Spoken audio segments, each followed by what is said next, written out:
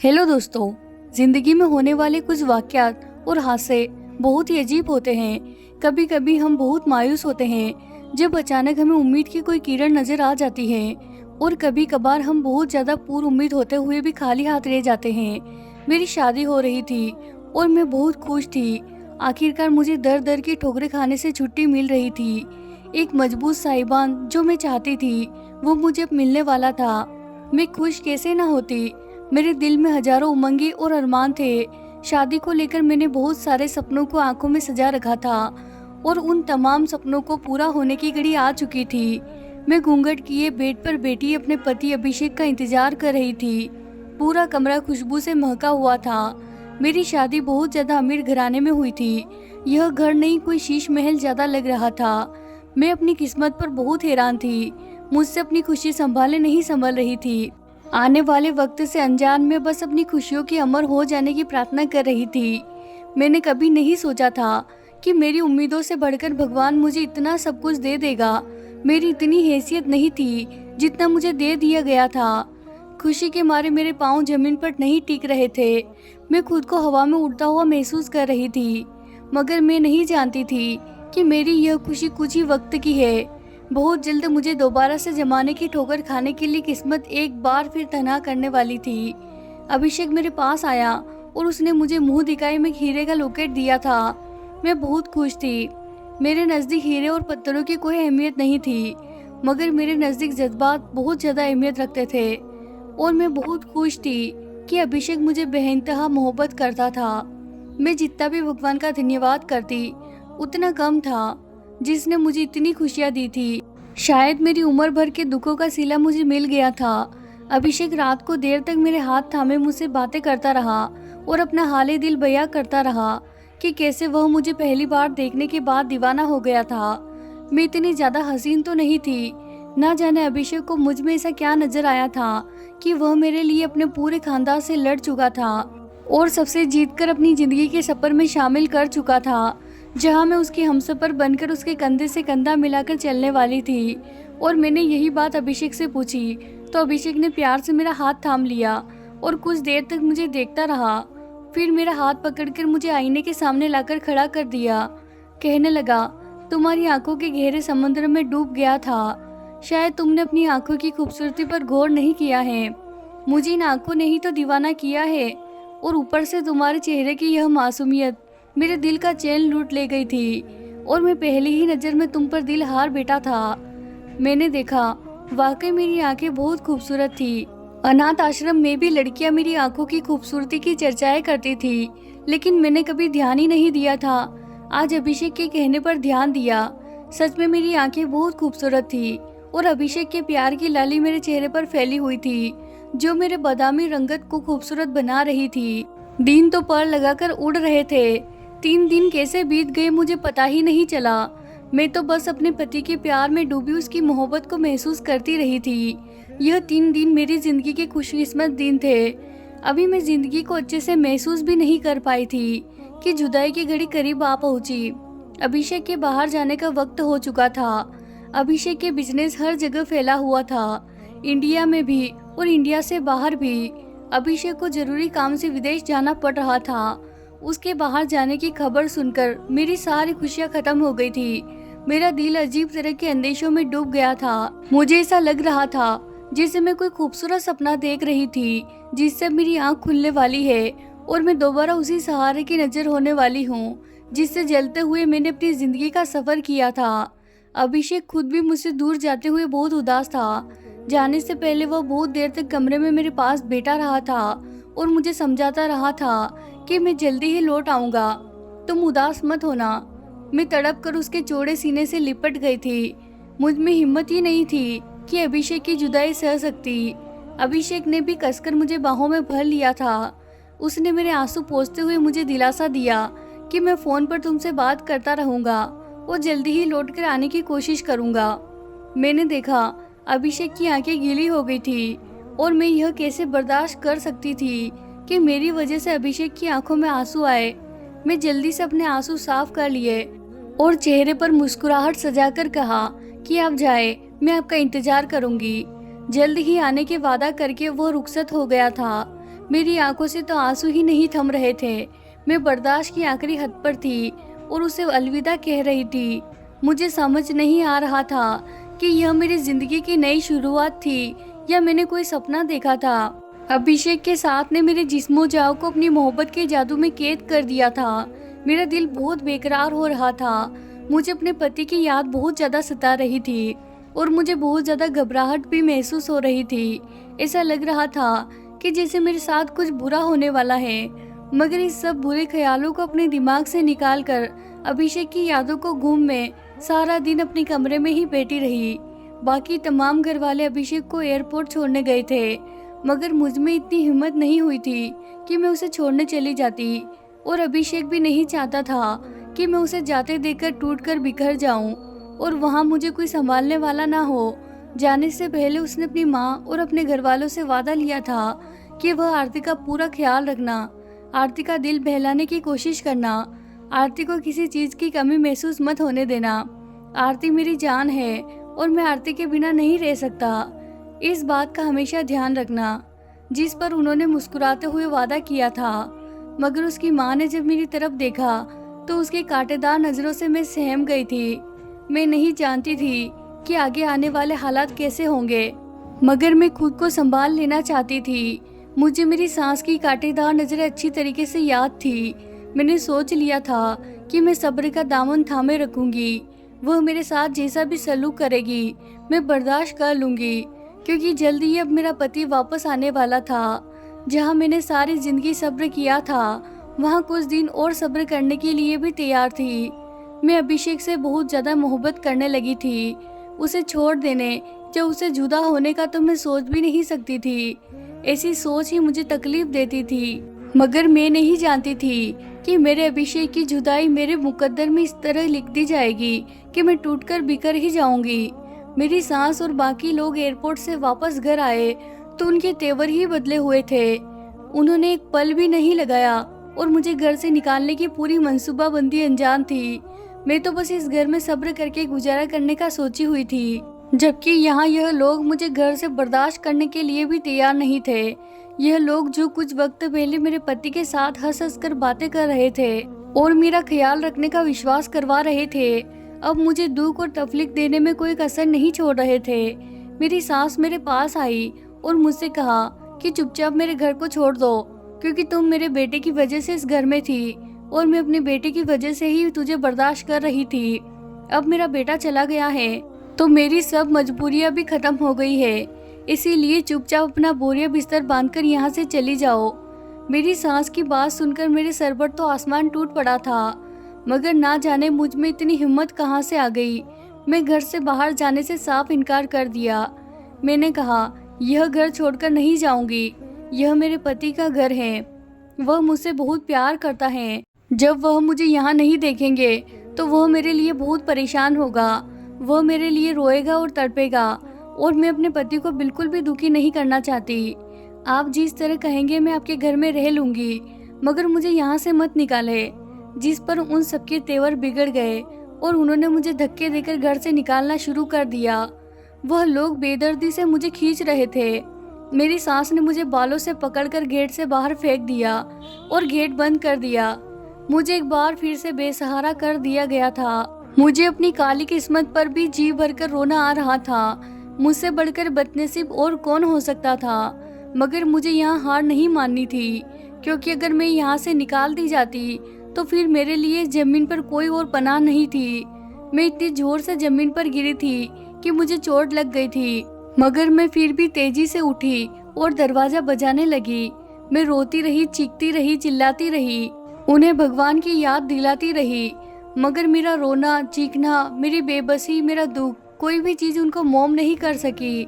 यह पत्थर के बने इंसान थे। अगर उनके सीने में दिल होता और अगर उनके अंदर इंसानियत होती तो इस रात के अंधेरे में एक जवान लड़की को यूं धक्के देकर घर से बाहर नहीं निकालते। रात के साये हर तरफ फैले हुए थे, चारों तरफ सन्नाटा था, सिर्फ कुत्तों के भौंकने की आवाजें आ रही थी, जो इस खामोशी में मैं और भी भयानक महसूस हो रही थी। मेरा दिल बहुत तेजी से धड़क रहा था, मुझे बहुत डर लग रहा था और सर्दी भी लग रही थी।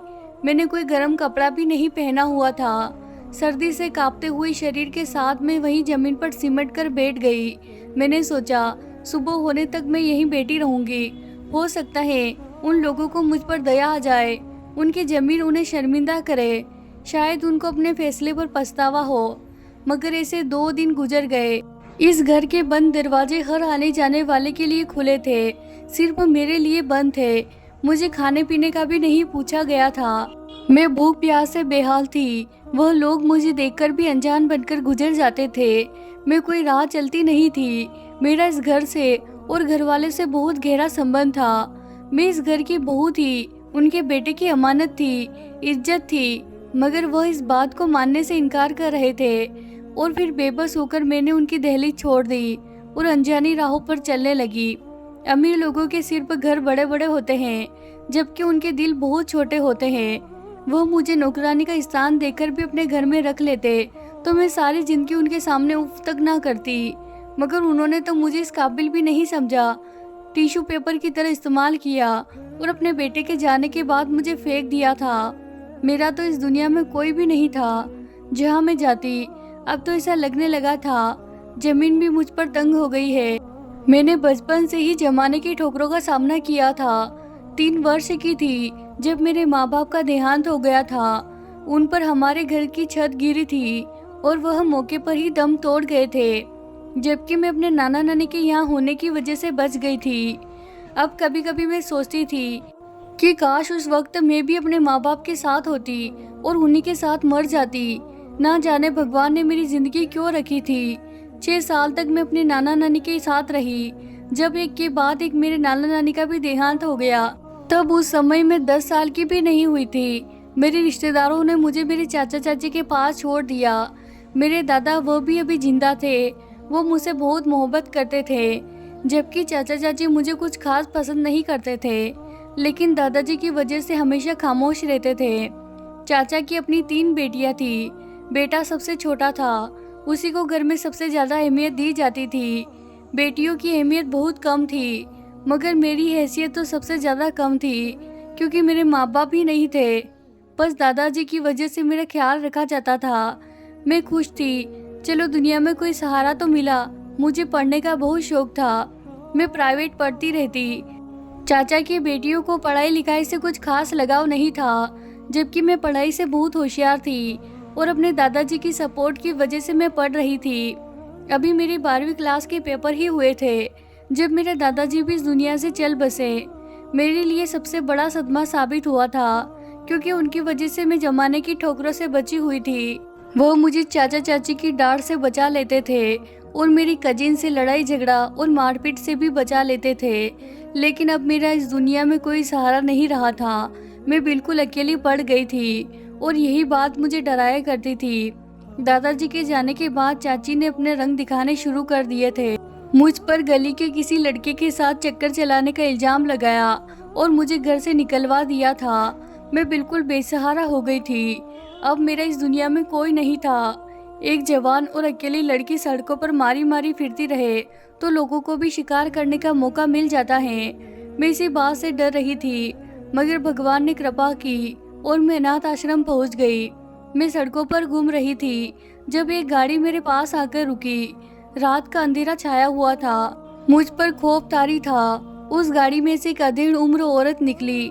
उसने मुझसे कहा कि रात के अंधेरे में यहाँ क्या कर रही हो। मेरी आंखों में आंसू आ गए और मैंने रोते हुए उसे अपनी सारी दास्तान सुना दी, जिस पर वह औरत मुझे अपने साथ अनाथ आश्रम ले गई। वह अनाथ आश्रम की हेड थी। मैं खुश थी कि मुझे रहने के लिए छत मिल गई थी, मगर अनाथ आश्रम का माहौल भी कुछ इतना अच्छा नहीं था। मैं आगे पढ़ना चाहती थी और बहुत मुश्किलों से मैंने उस औरत को राजी किया था। अनाथ आश्रम में बहुत ही मेहनत के काम करवाए जाते थे। उस औरत ने मुझसे सिलाई कढ़ाई का काम लेना शुरू कर दिया। मैं पहले अपने हिस्से का झाड़ू बर्तन करती, इसके बाद अपने कपड़े धोती और सिलाई बुनाई का काम करने लगती। इन सब कामों के होने के बाद मैं रात को कुछ देर पढ़ती और पढ़ते पढ़ते ही सो जाती। मेरे लिए यह बात भी गनीमत थी कि वह मुझे पढ़ने दे रही थी। मुझे उम्मीद थी कि मैं पढ़ लिख कर कोई अच्छी नौकरी करने लगूंगी, मगर मेरे नौकरी करने से पहले ही उस औरत का रवैया मेरे साथ अच्छा होना शुरू हो गया। कई बार मैंने उसकी बीमारी में उसका ख्याल किसी सच्चे दोस्त की तरह रखा, जिससे वह बहुत इम्प्रेस हुई और उसने मुझसे कहा कि कोई भी अच्छा रिश्ता आएगा तो वह जरूर मेरी शादी करवा देगी। मगर इसकी नौबत ही नहीं आई। उस समय मैं मास्टर के पेपर दे रही थी। पेपर देने के बाद मैं वापस आ रही थी जब मेरी किसी लड़की के साथ लड़ाई हो गई। वह मेरे साथ लड़ाई करने लगी तो एक बहुत ही खूबसूरत नौजवान ने आकर मदद की और मुझे इस लड़ाई झगड़े से निकाल लिया। वह किसी बड़े और अमीर घराने का लग रहा था, मगर मुझे इस सब से कोई मतलब नहीं था। लेकिन उस लड़के के साथ होने वाला टकराव मेरी जिंदगी में बहुत खूबसूरत मोड़ लेकर आया, क्योंकि उस लड़के को मुझसे मोहब्बत हो गई थी और वह मेरा पता ढूंढते ढूंढते उस अनाथ आश्रम तक पहुंचा था। उसने हेड से शादी करने की बात की। इसके बारे में सुनकर हेड ने एक हंगामा खड़ा कर दिया और उसने मुझ पर तरह तरह के इल्जाम लगाए। उसका कहना था कि मैं बाहर पढ़ाई के बहाने लड़कों को फंसाने के लिए जाती थी और अब एक अमीर लड़के को फंसा कर ले आई हूँ। मेरे किरदार पर लगने वाला यह इल्जाम मुझ पर बहुत बड़ा था, मगर अनाथ आश्रम की बाकी लड़कियों ने मेरा पक्ष लेना शुरू कर दिया, क्योंकि मेरा सुलूक सबके साथ ही बहुत ही दोस्ताना था। मैं उनके कामों में भी उनका हाथ बटा दिया करती थी। लड़कियां मेरे अच्छे व्यवहार से बहुत खुश थी और ये भी जानती थी कि मैं बुरे किरदार की लड़की नहीं हूँ। हेड जब तमाम लड़कियों को मेरी तरफ देखा तो उसने इसी में भलाई जानी कि वह मेरी शादी इस लड़के से करवा दे, क्योंकि उसने अनाथ आश्रम में बगावत की बू सूंघ ली थी। अगर मैं वहाँ पर रहती तो उसके लिए और भी मुश्किल हो जाती। मैं बाकी लड़कियों को भी अपने ऊपर होने वाले जुल्म से बचाने के लिए कहती रही, मगर वह मेरी बात नहीं सुनती थी। मैंने उनसे कहा कि वो अपनी ज़िंदगी इसी तरह जल भुनकर गुजारती रहेगी, जबकि मैं तो अपनी ज़िंदगी अब पूर्ण सुकून अंदाज से गुजारूंगी। मैं अब और कोई जुल्म बर्दाश्त नहीं करूंगी। इस तरह की बड़ी बड़ी बातें करके मैं अनाथ आश्रम से निकल आई और अभिषेक शादी करके मुझे अपने घर ले गया और उसके जाते ही उसके घर वालों ने मुझे घर से निकाल दिया। इस सब के लिए मैं बिल्कुल भी तैयार नहीं थी। मैं इस शादी से बहुत खुश थी और अपने पति से बहुत मोहब्बत करने लगी थी। मुझे लग रहा था शादी के बाद मेरे हालात बेहतर हो जाएंगे। मुझे क्या मालूम था कि यह शादी मेरे लिए सारे दरवाजे बंद कर रही है। मैं जहाँ से आई थी अब वहाँ भी किस मुंह से वापस जाती, सबको क्या कहती कि जिस अनाथ आश्रम को छोड़ते हुए मैं बहुत खुश थी कि अब मेरा भी घर होगा, आशियाना होगा। 3 दिन के बाद मुझे धक्के देकर मेरे आशियाने से निकाल दिया गया था। मेरे सपनों का महल जमीन पर गिरकर चकनाचूर हो गया था। अब मैं फिर उसी अनाथ आश्रम में वापस कैसे जाती, और फिर वहाँ की हेड मुझे अनाथ आश्रम में घुसने भी नहीं देती। ऐसी सोच मुझे दोबारा अनाथ आश्रम में जाने से भी रोक रही थी। जिंदगी में कितने ही दुख, तकलीफ और चिंताएं क्यों ना हो, लेकिन हमेशा एक लड़की के दिल में एक आस होती है, उसका पति उसका सहारा होगा। हमेशा उसे अपने अच्छे वक्त का इंतजार होता है। भगवान पर भरोसा होता है कि उसका अच्छा वक्त जरूर आएगा। कोई शहजादा ना भी आए, मगर कोई नेक इंसान आकर उसका हाथ पकड़कर उसे अपने साथ ले जाएगा और नई दुनिया बसाएगा। और फिर हमें लगता है कि हम खुद को झूठे दिलासे दे रहे होते हैं। अच्छा वक्त तो कभी नहीं आता, उल्टा उसे भी बुरा और भयानक वक्त आता है कि इंसान के सोचने समझने की शक्ति खो जाती है और मायूसी पूरी तरह से घेर लेती है। मेरी जिंदगी में 3 दिन के लिए खुशियाँ आई थी, सिर्फ 3 दिन के लिए, मगर यह 3 दिन मेरी जिंदगी के सबसे खूबसूरत और हसीन दिन थे। मेरी सारी जिंदगी एक तरफ और यह 3 दिन एक तरफ। इन 3 दिनों में मैंने बहुत सारे सपने सजाए थे। अभिषेक के साथ मैं बहुत खुश थी। हमारी शादी को सिर्फ 3 दिन ही हुए थे कि मेरे पति को किसी जरूरी काम से बाहर जाना पड़ा और उसके जाते ही उसके घर वालों ने मुझे धक्के देकर रात के अंधेरे में ही बाहर निकाल दिया था। मुझे समझ नहीं आ रहा था कि मुझे क्यों घर से निकाला जा रहा है, मेरा जुर्म क्या है। मैं रोती रही, गिड़गिड़ाती रही, एक एक से अपने जुर्म पूछती रही, मगर मेरे सवालों का किसी ने जवाब नहीं दिया। बस मेरे गरीब होने से नफरत का इजहार किया। उन्होंने मुझ पर जरा सी भी तरस नहीं खाया था और मुझे धक्के देकर घर से बाहर निकाल दिया। मैं पहले तो अनाथ आश्रम में रहती थी, अब मैं बिल्कुल सड़क पर आ गई थी। सड़क पर अकेली लड़की, माहौल तो बहुत खराब था। ऊपर से सर्दियों का मौसम था। सर्दी इस कदर थी कि मैं कांप रही थी। ठंडी हवा शरीर से टकराती थी। मुझे कुछ समझ नहीं आ रहा था कि इस तरफ जाऊं। वहाँ पर एक बेंच थी, रात का वक्त था। मैं वहीं बैठ गई। जैसे ही वहाँ पर बैठी, वहाँ पर 2 लफंगे आ गए। मैं बहुत घबरा गई। वो मुझे छेड़ने लगे। इतनी ही देर में एक पति पत्नी का जोड़ा वहाँ से गुजरा तो उन्होंने मुझे बचाया और लड़कों को भगाया। देखने में तो वह बहुत अमीर लग रहे थे और उनकी जोड़ी बहुत खूबसूरत थी। वह लड़के उन्हें देखकर भाग गए तो उन्होंने मुझे मेरा हाल पूछा। मैंने उनको अपनी सारी आप बीती सुनाई। यह सुनकर उन्हें भी बहुत तकलीफ हुई। उन्होंने मुझे नौकरी पर रखने का फैसला किया और अपने घर में पनाह दे दी। मैं बहुत लगन और दिल से उनके काम करती थी क्योंकि मैं यह ठिकाना खोना नहीं चाहती थी। वह मेरे काम से इस कदर खुश हुए कि मुझे अपने साथ अमेरिका ले गए। अब मैं वहाँ काम करती थी। मुझे काम की भी ज़रूरत थी और उन्हें मेरा काम भी पसंद था, जिसकी वजह से ही वह मुझे अपने साथ ले गए थे। मैंने अब जॉब भी शुरू कर दी थी और जिसके साथ मैं अमेरिका आई थी उनके सारे काम मैं खुद ही करती थी। मैंने अनाथ आश्रम में रहकर अपनी पढ़ाई पूरी की थी। मेरे आगे पीछे भी कोई नहीं था। मेरी सारी उम्मीदें खत्म हो चुकी थी। अपने पति के होते हुए भी मैं अकेली थी। मुझे उनकी बहुत याद आती थी, मगर मैं क्या करती। मैं बिल्कुल बेबस थी। वह पति पत्नी मेरे भाई और भाभी की तरह थे। मुझे रोता देखकर हर वक्त उनको मेरी फिक्र सताती रहती। वो मुझे हौसला देते और कहते कि जिंदगी यहाँ ख़त्म नहीं हुई। शादी जिंदगी का हिस्सा है, जिंदगी नहीं है। मगर मैं अपने दिल का क्या करती, जो किसी की सुनने के लिए तैयार ही नहीं था। वह बस अभिषेक को देखना चाहता था। मैं चाहती थी कि किसी भी तरह मेरा अभिषेक मुझसे मिले तो मैं उसे बताऊं कि उसके बाद मुझ पर क्या क्या कयामतें बीती है। मैं उसके हमदर्द और मेहरबान कंधे पर सर रखकर अपनी ज़िंदगी के इतने सारे दुखों पर रोना चाहती थी। मैं उसे बताना चाहती थी कि मैं उसे किस कदर मोहब्बत करती हूँ और उसकी याद में कैसे दिन रात तड़पते हुए गुजरे थे। मगर इस सब के लिए तो मुझे उससे मिलना चाहिए था और वो कहीं मिल नहीं रहा था। मैंने कभी उसे ढूंढने की कोशिश भी तो नहीं की थी।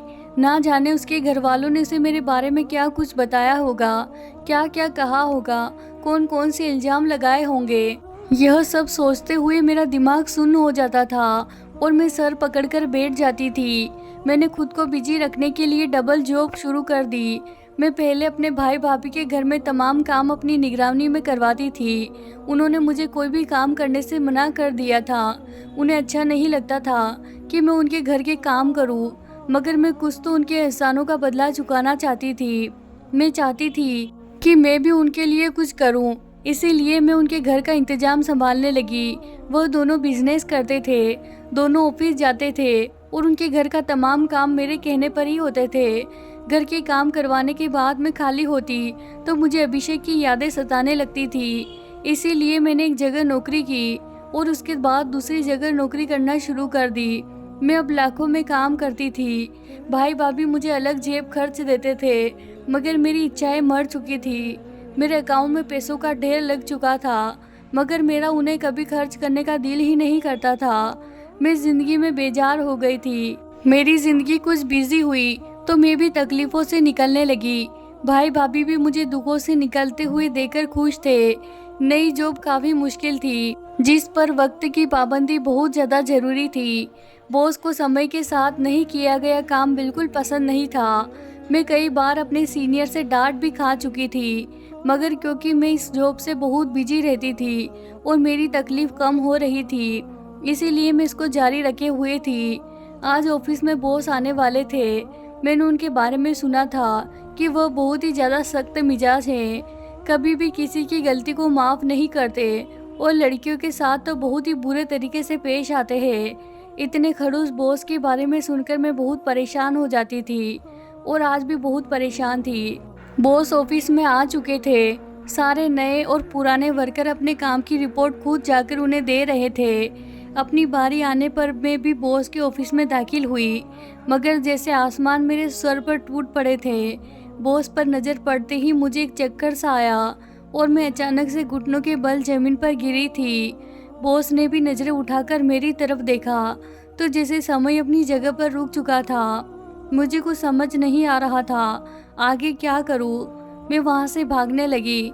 इतने में बॉस ने मेरा बाजू पकड़ लिया था और धक्का देकर मुझे दीवार से सटा दिया और मेरा मुंह अपने हाथ से दबोच लिया। तकलीफ के मारे मेरी आंखों से आंसू बह निकले। बॉस का इतना गुस्सीला अंदाज देखकर मैं सहम चुकी थी। उसके मुंह से निकलने वाले अल्फाज ने मुझे असलियत की गहरी खाई में धकेल दिया था। मेरी आंखों में आंसू बहने लगे। बॉस के रूप में यह सख्त इंसान कोई और नहीं, मेरा अपना अभिषेक ही था। खूबसूरत पर्सनालिटी के ऊपर इतना तेज गुस्सा, आंखों में शोले लिए वह मुझे घूर रहा था।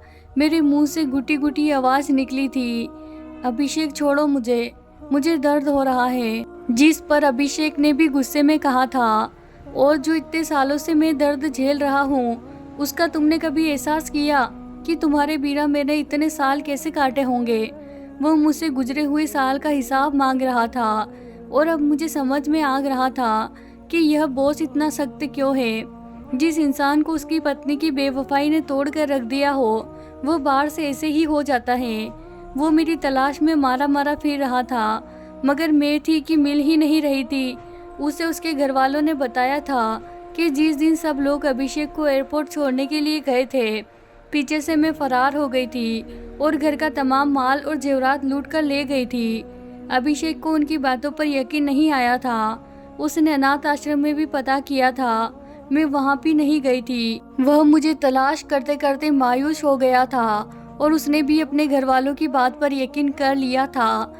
उनके घर वालों की इस हरकत से और तो कुछ नहीं हुआ था, उनका बेटा लड़कियों से नफरत करने लगा था और एक सख्त और गुस्सीला इंसान बन गया था। मुझे अच्छी तरह से याद था कि अभिषेक किस कदर जिंदा दिल और हंसमुख इंसान था। मैंने जो 3 दिन उसकी हमराही में गुजारे थे, वह मेरी जिंदगी के बेहतरीन दिन थे, मगर यहाँ मुझे उसकी शख्सियत का एक और रूप देखने को मिला था, जो सरासर उनके घर वालों की देन था। मैं अभिषेक की गलतफहमियों को दूर कर देना चाहती थी। मैं उसे बताना चाहती थी कि मैं उसके साथ कोई बेवफाई नहीं की। उसके घर वालों ने मुझे निकाला था, मगर मुझे नहीं लग रहा था कि वह मेरा यकीन करेगा। इसीलिए मैंने उसे कुछ बताने की बजाय अपने साथ भाई भाभी के घर ले आई। भाई भाभी को फ़ोन करके बुला लिया और उन्हें सब कुछ बताने के लिए कहा था, जिसके बाद भाई ने उन्हें सच्चाई बताई। उनकी तमाम बातें सुनने के बाद अभिषेक ने आंसू भरी आंखों में मेरी तरफ देखा। मैं तड़प उठी थी। मेरा पति अभिषेक रो रहा था। उसने मेरे सामने हाथ जोड़ दिए। मैंने जल्दी से उसका हाथ पकड़ लिया, उसके गले लग गई, क्योंकि जितनी तकलीफ उन्होंने मुझे खोने के बाद उठाई थी, उतना ही दर्द मेरे दिल में भी था। अभिषेक की मजबूत बाहों में समाते हुए मुझे ऐसा लग रहा था कि जैसे मैं अपने सारे दुख भूल चुकी हूँ। गुजरे हुए दुखों पर जैसे मरहम लग गया था। अभिषेक ने भी मुझे कसकर बाहों में भर लिया था। वह भी तो मेरे लिए कितना तड़पा था। अब अभिषेक ने अपने घर वालों के साथ मिलना जुलना बंद कर दिया। बस कभी कभार फ़ोन पर बात कर लिया करते थे और उन्हें बता दिया था कि उन्होंने मुझे ढूंढ लिया है। वह मेरे साथ विदेश में ही रहने लगी और हम बहुत खुशहाल ज़िंदगी गुजारने लगे थे। इतनी तकलीफ़ें और आजमाइश झेलने के बाद मेरी ज़िंदगी में भी सवेरा आ चुका था। तो प्यारे दोस्तों, ये थी हमारी आज की कहानी। अगर आपको हमारी कहानी पसंद आई है तो इसे ज़रूर लाइक कीजिए, साथ ही कमेंट में अपनी राय ज़रूर बताएं। और दोस्तों, अभी तक आपने हमारे चैनल को सब्सक्राइब नहीं किया है तो प्लीज़ सब्सक्राइब कर ले और बेल आइकन को भी प्रेस कर दे, ताकि आने वाली नई वीडियो की नोटिफिकेशन आपको सबसे पहले मिले। धन्यवाद दोस्तों।